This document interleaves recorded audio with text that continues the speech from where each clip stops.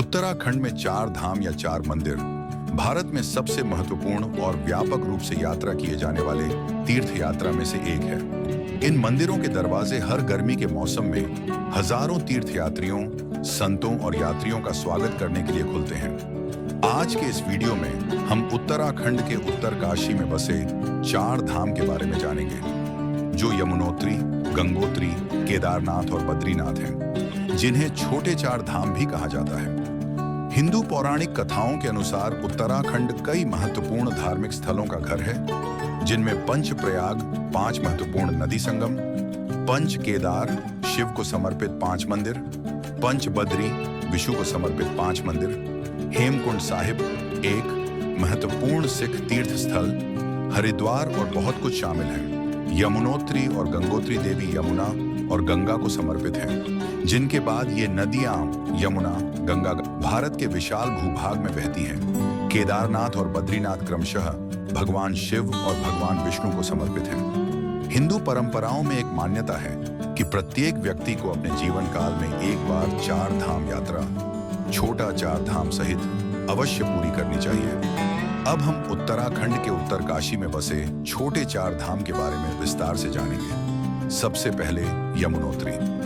यह वह स्थान है जहां पवित्र नदी यमुना अपनी यात्रा शुरू करती है या जन्म लेती है। चूंकि यह उत्तरकाशी जिले में स्थित है, इसलिए यमुनोत्री धाम पूरी यात्रा में सबसे पहला पड़ाव है। यमुनोत्री मंदिर का निर्माण टिहरी के राजा नरेश सुदर्शन शाह ने वर्ष 1839 में करवाया था। एक पवित्र स्थान के रूप में ऐसा माना जाता है कि जब कोई व्यक्ति इस मंदिर के पानी में स्नान करता है तो यह उसकी आत्मा से जुड़े सभी पापों को धो देता है और दर्दनाक और असामयिक मृत्यु से बचाता है। यदि आप भविष्य में इस मंदिर की यात्रा करने की योजना बना रहे हैं तो यमुनोत्री मंदिर के आसपास के जल स्रोतों को देखना न भूलें। मुख्य मंदिर में स्थापित यमुना देवी की मूर्ति भी आपको देखने को मिलेगी। कथाओं के अनुसार यमुना देवी यम की जुड़वां बहन है, जो मृत्यु के देवता हैं और सूर्य की पुत्री हैं। यह भी कहा जाता है कि असित मुनि के समय जब वे गंगोत्री की यात्रा करने में विफल रहे तो गंगा नदी की एक धारा यमुना की धारा में बहने लगी। अब दूसरे स्थान पर गंगोत्री, यह धाम पूरी तरह से देवी गंगा को समर्पित है। ऐसा कहा जाता है कि देवी सभी मानव जाति के पापों को दूर करने के लिए पृथ्वी पर अवतरित हुई थी। नदी गंगोत्री के ग्लेशियर से गौमुख में जन्म लेती है। गंगोत्री से गौमुख मात्र 18 किलोमीटर दूर है, लेकिन कोई भी व्यक्ति केवल पैदल ही इस स्थान पर जा सकता है, क्योंकि वहां तक पहुंचने के लिए कोई सड़क या परिवहन का साधन नहीं है। आप गौमुख तपोवन के लिए ट्रैक की योजना बना सकते हैं। उत्तरकाशी जिले में स्थित गंगोत्री मंदिर का निर्माण 19वीं शताब्दी की शुरुआत में अमर सिंह थापा ने करवाया था, जो एक गोरखा जनरल थे। यह मंदिर न केवल देश भर से तीर्थयात्रियों का स्वागत करता है,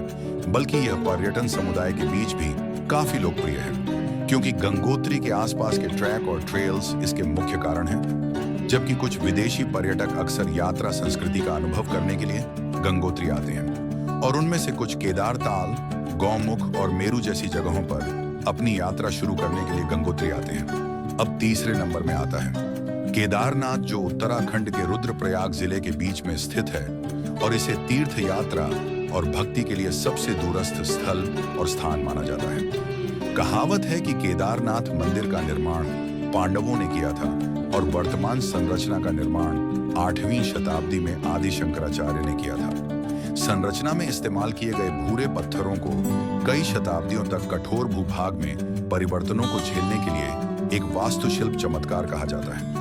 केदारनाथ के इतिहास में अगर आप पीछे जाएं तो आपको बहुत कुछ सीखने को मिलेगा। महाभारत के युद्ध में पांडवों ने जब भगवान शिव की खोज शुरू की तो वे उत्तराखंड के गढ़वाल क्षेत्र में गायब हो गए, और जब उन्हें भगवान शिव मिले तो उन्होंने धरती में गोता लगा दिया। कुछ समय बाद उनके शरीर के अलग अलग हिस्से क्षेत्र के कई अलग अलग हिस्सों में उभर आए। जिन 5 जगहों पर उनके शरीर के हिस्से उभरे, उन सभी 5 हिस्सों पर पांडवों ने मंदिर बनवाए, जिन्हें आज की तारीख में पंच केदार के नाम से जाना जाता है।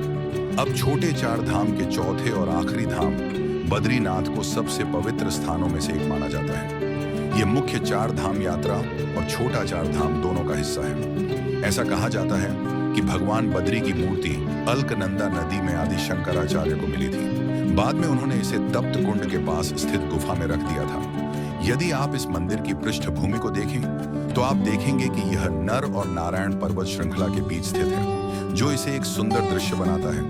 बद्रीनाथ का ऐतिहासिक महत्व अद्वितीय है। इतिहास के अनुसार जब भगवान विष्णु की जीवन शैली की किसी आर्षि ने आलोचना की तो वे इसके लिए क्षमा मांगने के लिए इस क्षेत्र में ध्यान करने चले गए। उनकी पत्नी देवी लक्ष्मी ने भगवान विष्णु को प्रकृति के सभी तत्वों से बचाने के लिए एक पेड़ बनकर उन्हें छाया प्रदान की। चार धाम के लगभग सभी तीर्थ स्थलों के इतिहास में जाना आपको अंतहीन रोमांच से भर देगा। जहां कुछ लोग चार धाम की तीर्थ यात्रा पर जाना पसंद करते हैं, वहीं अन्य लोग खूबसूरत घाटियों, ग्लेशियरों और उसकी मनोरम दृश्यों को देखना पसंद करते हैं। शक्तिशाली हिमालय की यात्रा करना बहुत ही आनंद प्रदान करता है। इसीलिए यदि आप देहरादून में चार धाम यात्रा की तलाश कर रहे हैं तो आप हिमालय शेल्टर की टीम से संपर्क कर सकते हैं। चार धाम की आदर्श यात्रा चार मंदिरों अर्थात यमुनोत्री, गंगोत्री, केदारनाथ और बद्रीनाथ के क्रम में की जाती है। चार मंदिरों में से दो ऐसे हैं जिन तक सड़क मार्ग से पहुंचा जा सकता है। गंगोत्री और बद्रीनाथ तक पहुंचने के लिए चढ़ाई की आवश्यकता नहीं होती है। बाकी दो यानी यमुनोत्री और केदारनाथ के लिए मंदिरों तक ट्रैकिंग की आवश्यकता होती है। जबकि यमुनोत्री को एक ही दिन में देखा जा सकता है। जानकी चट्टी से ट्रैक शुरू करके और एक तरफ 4 किलोमीटर तक एक क्रमिक पगडंडी पर चढ़कर हम उसी दिन जानकी चट्टी वापस आ सकते हैं। हालांकि केदारनाथ के लिए 2 ट्रैकिंग दिन की आवश्यकता होती है, क्योंकि ट्रैक की दूरी 14 किलोमीटर से अधिक है। केदारनाथ तक हेलीकॉप्टर सेवाएं उपलब्ध हैं, हालांकि स्थान बहुत सीमित है और बुकिंग करना कठिन है। चारों धाम का यात्रा करने में आपको कम से कम 12 दिन का समय लग सकता है। पहला दिन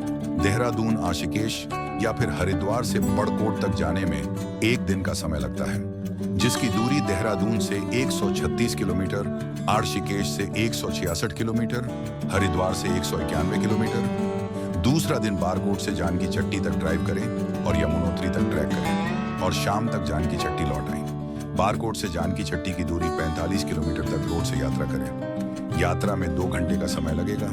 उसके बाद ट्रैक द्वारा 4 किलोमीटर की यात्रा करें, जिसमें आपको वापस आने तक में आपको लगभग 8 घंटे लगेंगे। तीसरे दिन जानकी चट्टी से उत्तरकाशी की यात्रा करें, जिसकी दूरी 124 किलोमीटर की है, जिसे आप गाड़ी द्वारा यात्रा कर सकते हैं, जिसमें आपको 5 से 6 घंटे का समय लगता है।